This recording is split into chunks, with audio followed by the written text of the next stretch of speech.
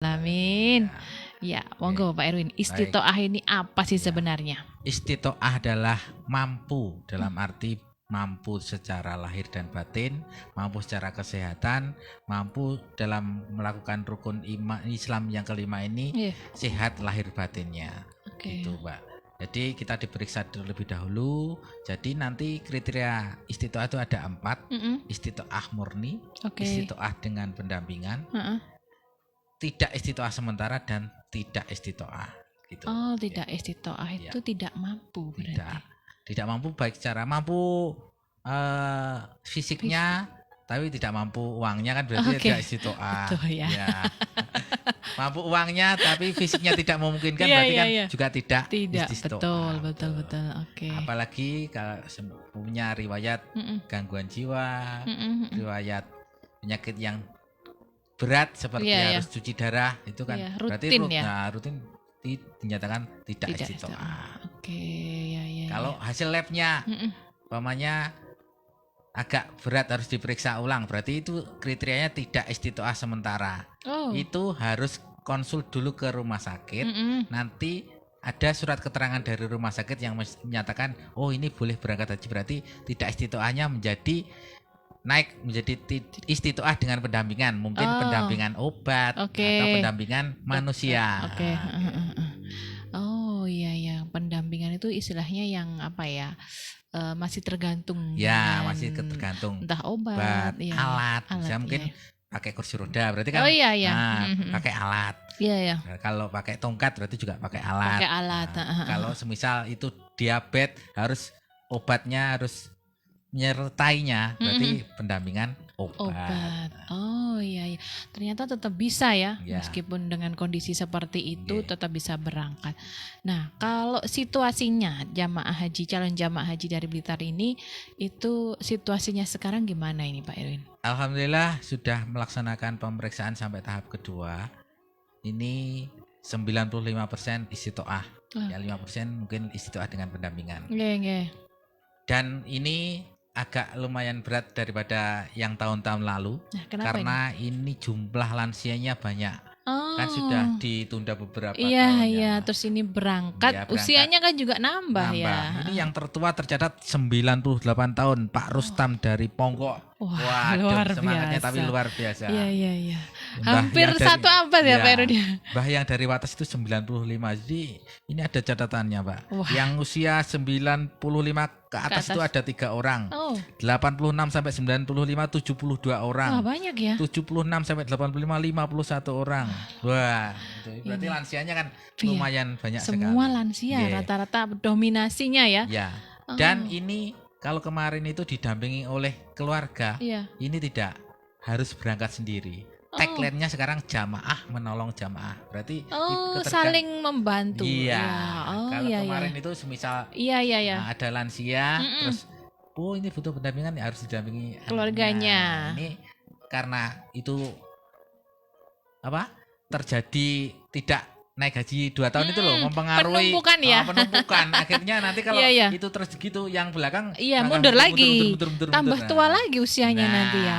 Itu yang menyebabkan kebijakan dari pemerintah menyebabkan tidak ada pendamping untuk tahun ini. Dan kemarin kan diuji coba, yang kemarin itu di bawah 65 tahun yang berangkat haji yang di atas di stop dulu. Sekarang malah yang lansianya diberangkatkan jedar gitu. Semuanya. Jadi istilahnya, apalagi ini tadi kan hampir sebagian lansia ya. Jadi mereka akui lansia, kamu juga lansia, kita saling tolong menolong. Semoga walaupun lansia itu kalau di sana kan pengen lihat Mekah, pengen ketemu dengan itu kan energinya mesti semangatnya itu malah bikin di luar ekspektasi kita. Betul sekali. Belum tentu kalau lansia itu lebih gak sehat daripada yang muda-muda. Kelihatannya kayaknya kalau lansia itu lemah. Ternyata kalau semangatnya tinggi itu justru imunnya tambah naik ya. Ini saya di Jamaah Sitojayan ini, kalau saya lihat kan 52 orang itu sehat-sehat, lansia-lansia juga semangatnya tinggi sekali, karena pengen ngenteni wis suwi. Iya, betul. Nunggunya lama. Dari istilahnya nunggu kesiapan materi, dan mestinya gitu ya Pak Erwin. Itu sudah lama, sekarang waktunya berangkat harus sehat. Disehat-sehatkan. apalagi kalau ini kan mendekati ini bayangannya ning kono. Iya, sudah di sana ya Pak Erwin ya. Dan itu makanya dari kita mengedukasi kepada masyarakat yang mau berangkat haji harus sehat.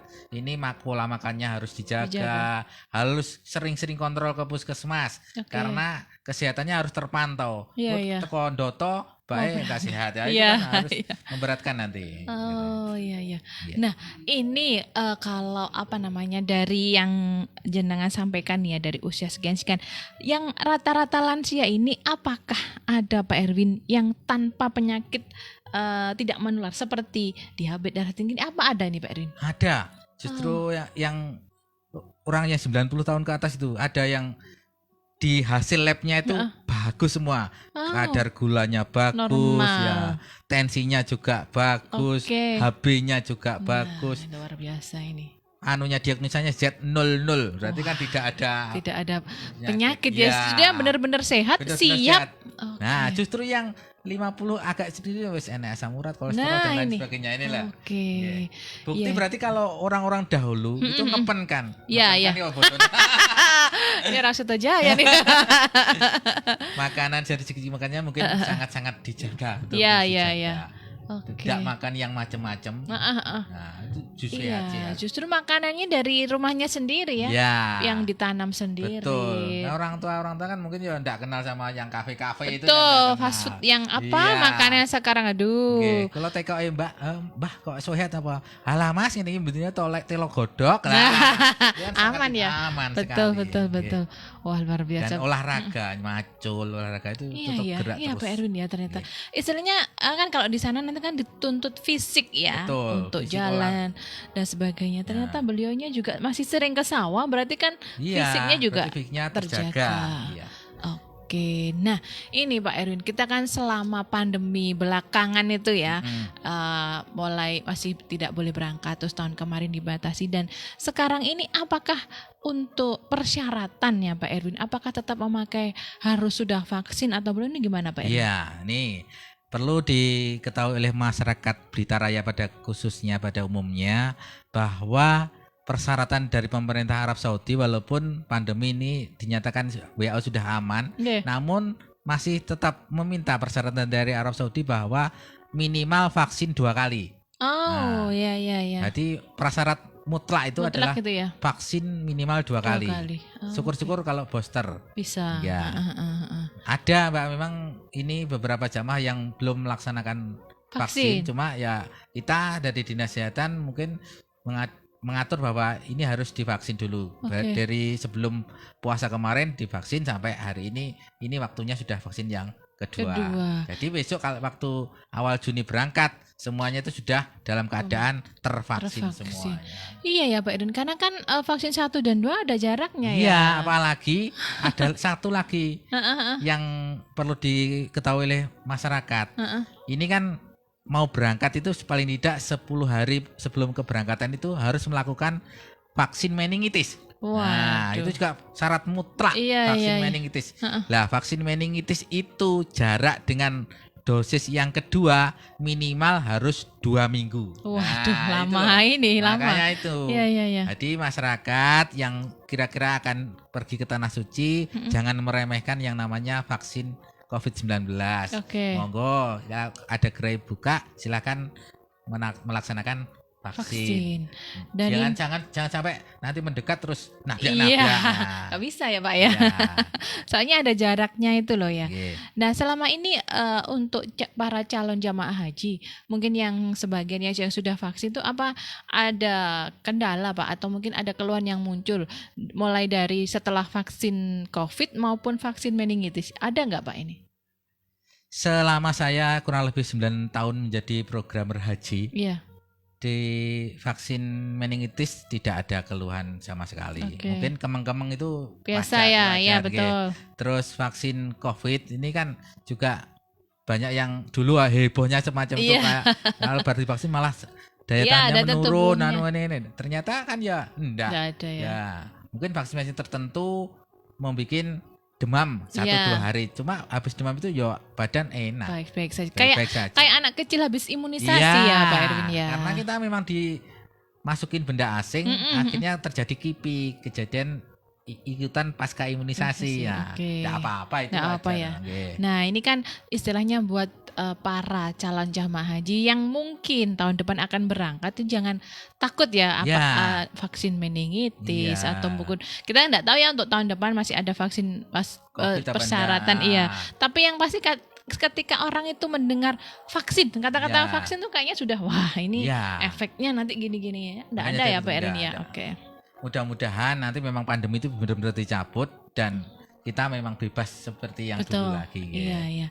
Dan memang kalau saya lihat ya Pak Erwin ya, kalau yang saya lihat ada kerabat yang berangkat umroh dan di sana memang sudah tidak ada pemakaian masker ya sebenarnya ya. Cuman memang harus prasyaratnya harus vaksin dulu. Betul. Ya. Oke. Selain itu gini Mbak Ayu, disarankan juga bagi calon jamaah haji ini juga melaksanakan vaksin flu. Ada juga ada vaksin flu. Cuma kalau beberapa tahun lalu sebelum pandemi itu flu itu digratiskan oleh pemerintah daerah. Hari ini bayar. 220 yang flu ya. 220. Ini ada 400 berapa yang pesan vaksin yang insya Allah nanti sebelum berangkat sudah akan divaksinkan. Oke. Meningitis sendiri nanti juga akan dilaksanakan paling lambat 22 Mei. Itu sudah paling lambat. Vaksin ya. Jadi jamaah di Kabupaten Blitar yang belum vaksin meningitis tanggal 22 Mei adalah batas akhir. Batas akhir. Itu di puskesmas bisa ya, Pak? Di puskesmas masing-masing. Oke. Termasuk yang flu tadi? Iya, yang flu tadi di puskesmas masing-masing. Semisal tinggal di Kademangan juga di puskesmas Kademangan. Sesuai domisili ya. Sesuai domisili. Oke. Dan kan memang yang sering kita lihat ya, memang jamaah haji itu kalau pulang itu pasti bawaannya yang batuk. Iya. Suaranya habis. Memang benar ya kalau sudah ada proteksi dari itu vaksinasi flu ya itu. Untuk vaksinasi sendiri itu istilahnya kalau dari medis ya, itu kekuatannya berapa lama sih Pak Erwin? Kalau meningitis 2 tahun. Kalau flu 1 tahun. Oke, lama ya sebenarnya. Ya, lama sebenarnya. Oke. Ya. Jadi itu perlindungan buat kita kan. Iya, betul. Kan kita juga nggak tahu ya di sana daya tahan tubuh kita gimana dengan adanya cuacanya juga beda. Di sana kurang lebih berapa hari Pak Erwin kalau jamaah haji itu sekitar 40 hari. 40 hari. Nah, ini lama loh ya. Beda dengan umroh. Kalau umroh itu sekitar ya 10 harian ke atas ya istilahnya, nggak sampai 2 minggu ya. Kalau haji itu lama sekali ya. Itu juga ada loh Mbak, ada Kemenak tadi waktu kita rapat juga banyak yang mengusulkan dari DPR tuh, karena sekarang kan biaya haji sangat mahal sekali. Iya, melambung. Nah, kenapa kok jamaah haji itu tidak dibuat 13 hari seperti umroh. Yang penting itu kan di Arafahnya, di Arafahnya itu. Nah, tadi itu setelah yang berpengalaman di sana itu, kan kita itu ratusan kloter ya. Iya. Kalau dibuat 13 hari. Waduh. Apa jenis bandara itu kira-kira kayak bang. Iya, betul. Toko. Gak ada jaraknya ya. Ada jaraknya, makanya terus ya. Di Indonesia ada gelombang 1 yang terbang terus mendarat di Madinah, gelombang kedua mendaratnya di Mekah. Di sistem gitu ya. Memang sudah apa ya? Memang sudah sistemnya seperti itu dan pasti sudah menimbang baik buruknya ya. Enak kalau usulnya DPR tuh biar biayanya lebih sedikit irit, ya. betul. Buat 13 hari saja. Kayak itu umrah tadi, ya. Bandara ini kira-kira per menit berapa ratus orang ya itu petugasnya bandara ini kewalahan. Nah, ini tadi sudah ke calon jamaah hajinya ya Pak Erwin. Dan sekarang kalau dari Blitar sendiri ini ada nggak tenaga kesehatan yang berangkat ke sana? Alhamdulillah di Blitar ada 4 PKH, petugas kesehatan haji. Kalau dulu kan TKHI, sekarang istilahnya PKH. PKH. PKH itu kayak bantuan. Bersama ya. Petugas kesehatannya PKH. Oke. 4 orang. Ada 4 orang. Yang pertama Dr. Oscar dari Puskesmas Wonotirto. Kemudian dokter satu lagi lupa namanya dari Puskesmas Ngeligok. Mbak Emilda dari Puskesmas Kesamben dan Mas Taufik dari OK-nya Rumah Sakit Ngudi Waluyo. Wah, luar biasa. Ini luar biasa. Alhamdulillah. Ini insya Allah 2 kloter yang ngiringi mungkin petugasnya dari Blitar semua mungkin insya Allah. Okay. Ya, paling tidak kan yang orang Blitar, orang Blitar itu kan sudah tahu juga kita ada petugasnya yang mengiring. Tapi kan nggak hanya, maksud saya petugas yang dari Blitar itu hanya mengurusi yang Blitar kan enggak ya Pak Erwin? Enggak, ada kemungkinan mengurusi lain nanti. Ya, tapi mudah-mudahan kalau dari segi emosional kan wong penak lah, wong Blitar yang ngurusi wong Blitar itu kan. Iya benar-benar sekali ya. Dan dari segi dari segi bahasa, kemudian dari segi kan enak kalau sama-sama orang Blitarnya ya Pak Erwin ya. Setidaknya podo mangan pecele. Nah, benar-benar ya. Oke. Dan itu ya Sobat Asa, wah ini ternyata untuk menuju ke Baitullah itu ada beberapa macam persyaratan. Jadi tidak hanya dari fisiknya saja, dari harusnya uangnya dulu Pak Erwin. Iya. Kebetulan memang katanya dari embarkasi Surabaya, Jawa Timur itu paling mahal daripada embarkasi-embarkasi yang lainnya, Mbak. Oh, gitu. Kenapa seperti itu? Ternyata setelah ditelusuri dan Kemenak itu menjelaskan, kalau Surabaya spesial pakai Saudi Airlines. Oh, pesawatnya ya. Oke. Jadi kalau dari embarkasi yang lainnya pakai Garuda. Jadi jamaah Jawa Timur itu pakai Alphard. Lainnya pakai Avanza. Oke. Ya kalau saya dengar cerita dari orang-orang itu memang kalau Saudi itu tidak kerasa katanya. Saya juga belum pernah Pak Erwin. Katanya sepertinya lebih nyaman lah seperti itu. Terus nunut informasi juga kepada jamaah haji di Kabupaten Blitar, tanggal 11 dan tanggal 17. Nanti tanggal 11 ada manasik akbar. 11 Mei ya. Ya, 11 Mei ada manasik akbar bertempat di Masjid Miftahul Jannah Blingi. Oh, di Man itu ya? Ya. Oke.